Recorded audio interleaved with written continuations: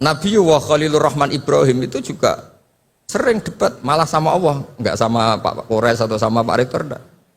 Suatu saat Nabi Ibrahim itu mau meninggal, kata malaikat Israel, Ibrahim kamu mau meninggal? Enggak, saya enggak mau meninggal. Kenapa? Karena saya gelarnya Khalilur Rahman, kekasih Allah. Hubungannya apa? Aro'aita khalilan yumitu khalilah, masa kekasih membunuh yang dikasih ini enggak benar? Malaikat kan enggak biasa debat, naik Israel, tanya, ya Allah ini logikanya gini, ini gimana ini? Enggak pernah kuliah malaikat, enggak bisa debat malaikat. Allah itu enak saja jawabnya, bilang ke Ibrahim, wahal ra'aita habiban yakrahu ayalqa habibah. Masa katanya kekasih Allah ketemu kekasihnya ada siap. Oh iya mati gak apa-apa, mati gak apa-apa. Jadi kalau kamu takut mati itu belum kesayangan Allah. Assalamualaikum warahmatullahi wabarakatuh. Bismillahirrahmanirrahim. Tabarakalladzi nazzala al-furqana ala 'abdihi liyakuna lil 'alamina nadhira. Allahumma shalli wa sallim wa barik ala nabiyir rahmah sayyidina Maulana Muhammadin wa ala alihi washabihi ajmain. Amma ba'du. Yang sangat kita hormati bersama Profesor Dr. Quraish Shihab, semua yang di sini, Pak Rektor, Dekan, semua yang saya hormati juga hadirin. Niki langsung saja, saya tadi sudah deal-dealan sama Pak Quraish untuk jadi provokator. Provokator keilmuan. Kenapa tadi ini sarjana arsitek tapi ngomong tata bahasa meneladan, tidak tahu saya. Begini ya. Saya akan bikin mukadimah nanti yang menyempurnakan Pak Quraish. Jadi ilmu tafsir itu dimulai dari satu dialog umum. Dialog umum itu bisa perwakilan atau ungkapan atau apa saja. Misalnya begini, ketika ada orang baik itu Allah berjanji wa allaw istaqamu 'alat thariqah la asqainahum ma'an ghadaqa. Kalau mereka benar, perilakunya benar, saya kasih air yang segar. Tentu kalau kita tahu orang berkecukupan air itu tidak cukup segalanya. Tentu kita butuh makan, butuh macam-macam. Tapi Allah hanya menyebut ma'an ghadaqa. Semua mufassir sepakat kata ma'an ghadaqa ini ibaratun an raghadil ais.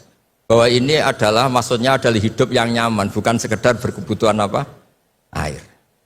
Begitu juga beberapa ayat yang warka'u ma'arroki'in wasjud itu bukan sekedar sholat itu bentuknya ruku atau sujud, tapi sholat yang sempurna, yaitu dimulai dengan takbir, diakhiri dengan apa? Salam. Dan itu akhirnya butuh teladan, yaitu Rasulullah SAW. Kemudian di balik teladan itu ada ilmu diroyah.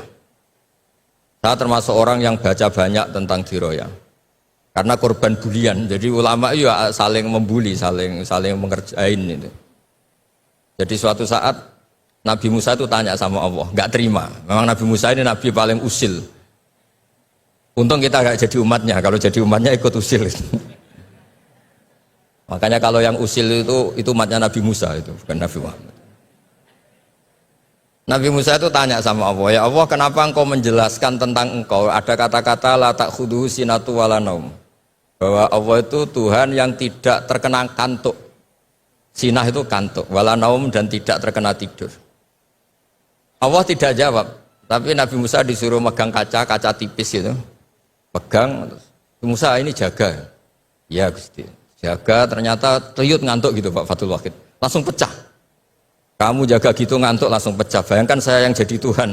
Kalau ngantuk sedikit saja alam bisa rusak semua. Terus baru tahu dia, oh penting penjelasan sinatun, tidak ngantuk itu. Kalau rektor kadang-kadang ngantuk boleh Pak Fathul Wahid, nggak apa-apa ya. Karena tidak Tuhan, nggak apa-apa. Ngantuk ya nggak apa-apa, salah ya nggak apa-apa, marah ya nggak apa-apa. Karena bawahnya tidak berani negur. Yang nggak boleh salah itu anak buah. Saya ini kata pejabat UI itu Dewan Pembina, jadi memang berhak jelek Pak Rektor dalam struktur. Itu kalau pakai struktur UI, kalau pakai struktur ulama lebih boleh lagi. Jadi diroyah itu penting, karena dengan diroyah itu yang disebut Quran datar, itu kemudian punya makna yang luar biasa. Tapi kalau kita tidak punya diroyah, maka kesannya Quran itu nyuwun sewu itu datar. Itu masalah besar bagi kita sebagai peneliti Quran. Makanya kadang-kadang itu butuh, tadi saya bilang sedikit provokatif. Karena diskusinya ulama itu Itu juga dimulai dari provokasi. Saya dikit cerita perdebatan ulama yang ekstrim.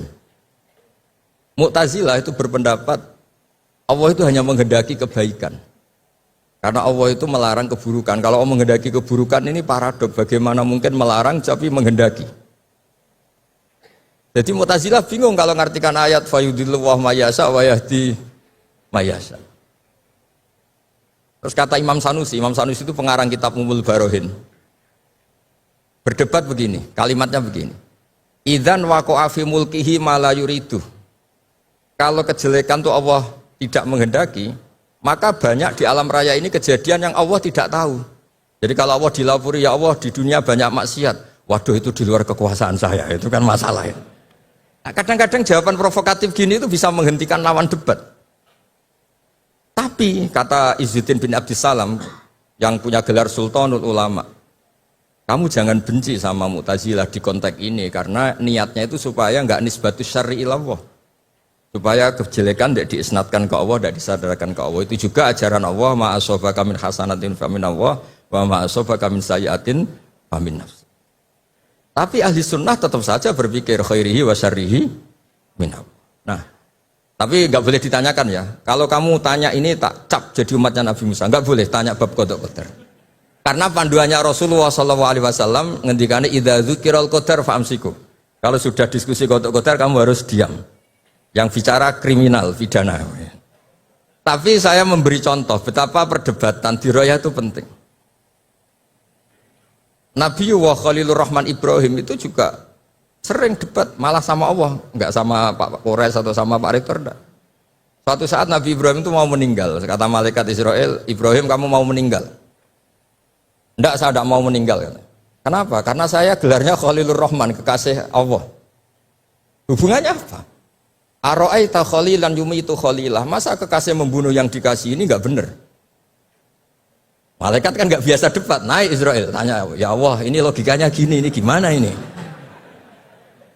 Enggak pernah kuliah malaikat, enggak bisa debat malaikat. Allah itu enak saja jawabnya, bilang ke Ibrahim, wa hal ra'aita habiban yakrahu ayalqa habibah. Masa katanya kekasih Allah ketemu kekasihnya enggak siap? Oh iya mati enggak apa-apa, mati enggak apa-apa. Jadi kalau kamu takut mati itu belum kesayangan Allah. Kok takut semua toh? Padahal enggak kaya juga, enggak makmur juga, tapi takut mati. Nah, itu juga ada dialog. Sehingga ilmu ini menjadi hebat itu karena banyaknya dialog. Yang terakhir saya ini Sohibul Bait, jadi nanti Pak Kures yang ngertikan. Ya, saya hanya provokasi supaya nanti Pak Kures pakai ilmu yang kelas A, bukan kelas muhibban kata Pak Rektor tadi. Itu ya provokatif tuh.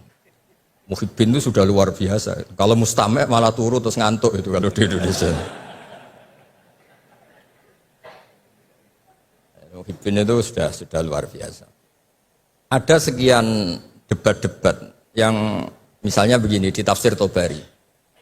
Kita sebagai penekun fikih, saya ini sedang hormati jenengan, bu penekun bondak pokoknya kita ini penekun fikih.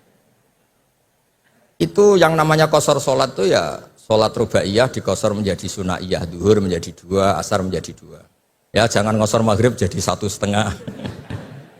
Juga ngosor subuh menjadi apa? 1. Yang boleh dikosor itu yang sholat apa? Rubaiyah yang jumlahnya 4. Ini kalau nggak diajari ini bahaya ini. Sudah pakai nama Islam terus ngosor sholat maghrib bisa repot.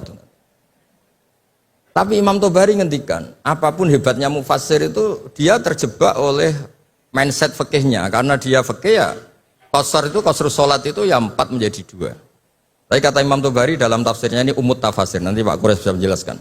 Nggak ada tafsir kecuali nginduk kitab namanya tafsir Tobari, umut tafasir. Itu digelari lam yu'allaf fil Islam misluh, enggak ada karangan sehebat tafsir Tobari kecuali Al-Misbah. Tenang mawon kecuali.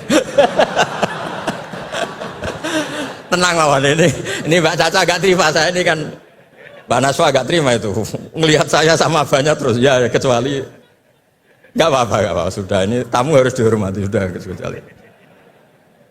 Saya rileks saja. Falaisa alaikum junahun an taqsuru minas shalah in khiftum ayyaftinakumul ladina. Itu kata Imam Tobari, qasrus salat menjadikan salat 4 menjadi 2 itu ya bagian dari qasrus salat, tapi qasrus salat itu bisa yang pernah wajib menjadi tidak wajib. Misalnya sholat itu wajib menghadap ke kiblat. Gara-gara kondisi darurat tidak wajib menghadap apa? Kiblat. Sholat normalnya nggak boleh gerak di atas 3 kali. Tapi gara-gara kondisi darurat boleh gerak di atas 3 kali. Itu juga qasrus sholat. Menjadikan yang wajib menjadi tidak wajib, yang pantangan menjadi boleh. Sehingga pesannya Mbah Mun, guru saya Kiai Maimun, juga pesannya Bapak, tafsir biarkan tetap tafsir, jangan mengganti kalimatun jami'ah atau lafdun jama' yang ada di Quran. Karena kalau tafsir membentuk nanti menjadi mudhoyik, mempersempit makna Quran. Coba kalau sampean belajar tafsir ya ayuhan nas mesti ya ahla Makkah. Ubudu rabbakum. Nah, kalau nuruti tafsir kan, oh ini perintah ke ahli Mekah, saya kan orang Indonesia. Bisa masalah itu. Misalnya tahajud, wa minal laili fatahajjat bi. Fatahajjat ya Muhammad ya Rasulullah. Saya kan tidak Nabi Muhammad, berarti enggak kena perintah itu. Masalah besar itu. Jadi memang tafsir itu harus, tadi saya sudah matur Pak Quraisy, di pondok itu jarang orang nulis tafsir.